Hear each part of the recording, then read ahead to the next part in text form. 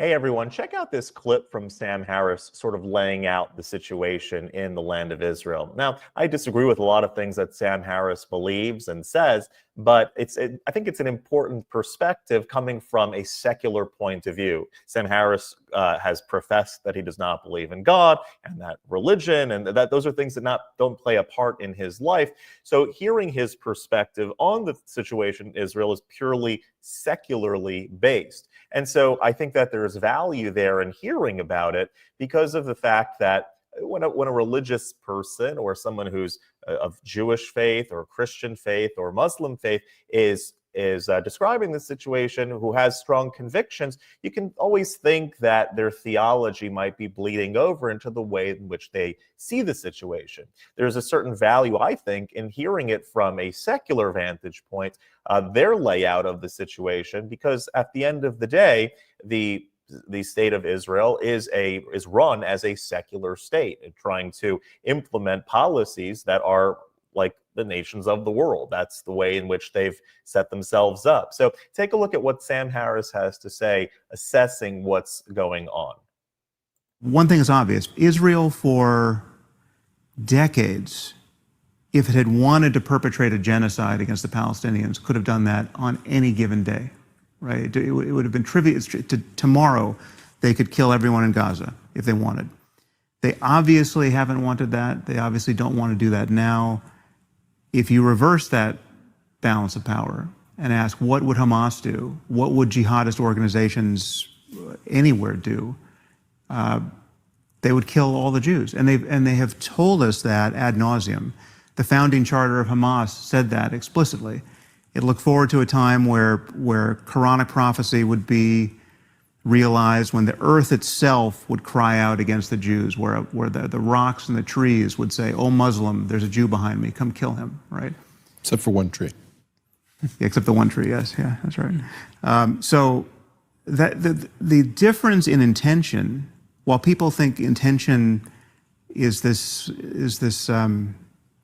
abstraction, intention is the software that everyone is running. Intention is the best predictor of what people will do if they're given an opportunity to do it, right? If they have the power to do it, if they have the technology to do it.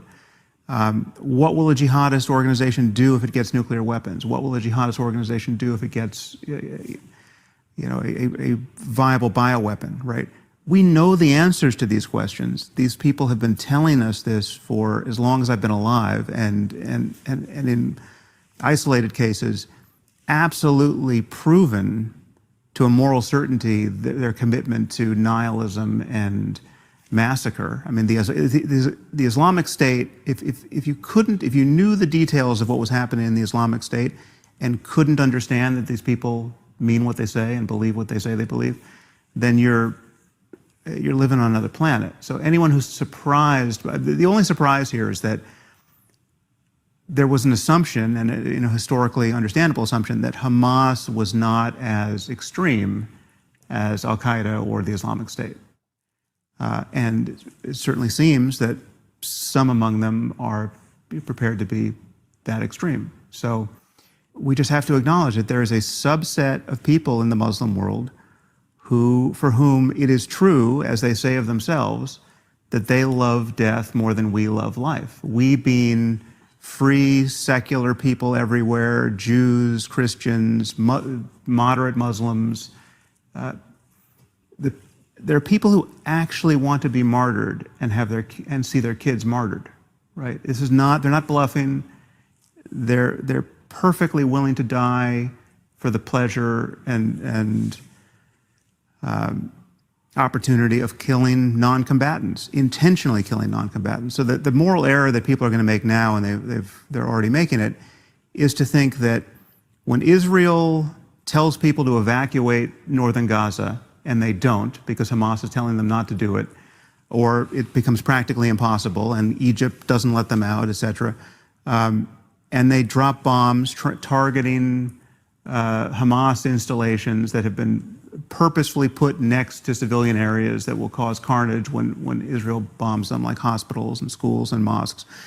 When Israel bombs those targets and kids die, which is obviously horrible, that is the same thing as Hamas jihadists coming in under cover of rocket fire at dawn and murdering babies in their cribs. It's not the same thing. And that disparity is, as far as the moral algebra that can give you insight into the difference between the two sides, that disparity says everything to me. It's like, this is something I recently said on my own podcast, but if you just imagine the Israelis attempting to use their own non-combatants as human shields, right, in any conflict against jihadists. Let's say Hezbollah comes across the northern border and the Israelis line up with their own women and kids, putting the barrels of their weapons on the shoulders of their children, thinking that Hezbollah is going to be reluctant to shoot through the bodies of their children to kill IDF soldiers. I mean, it is a completely surreal, Monty Python sketch where all the Jews die. It is not. It is laughable. It is unthinkable. It's unthinkable at every level of it. It's unthinkable that the Jews would treat their own children and non-combatants that way, given what they believe about everything. And it's unthinkable that they would think that their enemies would be deterred by that behavior, right? But when you reverse it, as it is the case in the real world, we have had to we Westerners and the Israelis have had to confront this behavior on multiple fronts in every conflict against jihadists. They routinely use non-combatants as human shields, and Hamas is doing that now. I think Israel has to figure out how to navigate around that and eradicate jihadists. Eradicate Hamas. We're confounded to some degree by our terminology here. We keep talking about terrorists, and we had a war on terror for a quarter of a century now. Terrorism is a tactic. Terrorism is not the thing we're fighting. We're fighting jihad, and what's the difference, Sam? Explain to people what the difference is. Well, jihadism is the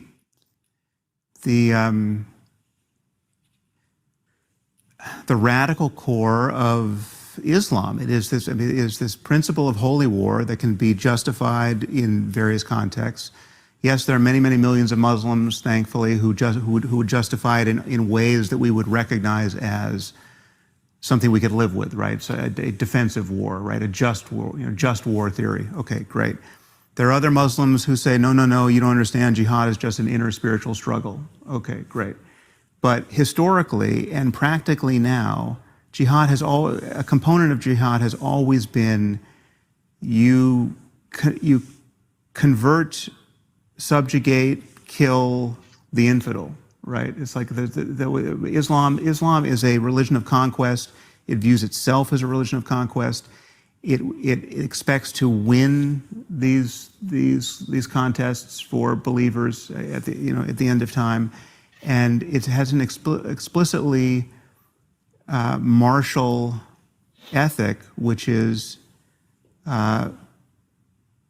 we have to win through force, right? And we're happy to die trying.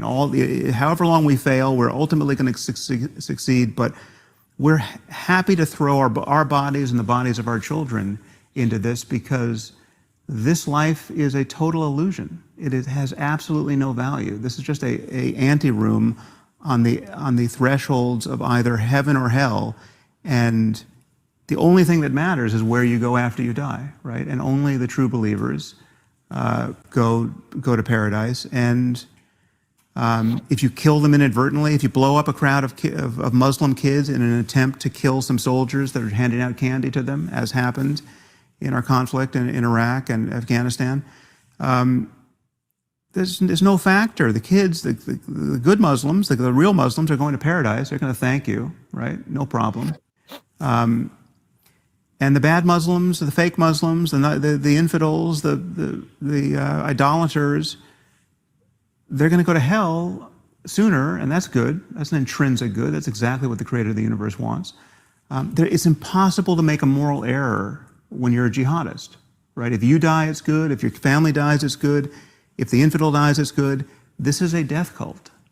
And we have been lying to ourselves, in the secular West, there's some other logic, some other variable that explains this behavior. It's economics, it's politics. These are the assumption is that when you see people behaving in this extraordinarily destructive and psychopathic way, they must have been pushed there by some awful treatment that would explain it. Right? This must be ordinary human rational behavior in extremis. Right? These people have been so tortured by the occupation, by the apartheid state of Israel, by the open-air prison of Gaza. I mean, these phrases that are now used reflexively in the media. I'm not saying life in Gaza isn't horrible. I'm not saying it's not intolerable. We can talk about that. But there's a layer of this phenomenon and of this behavior that we've been living with,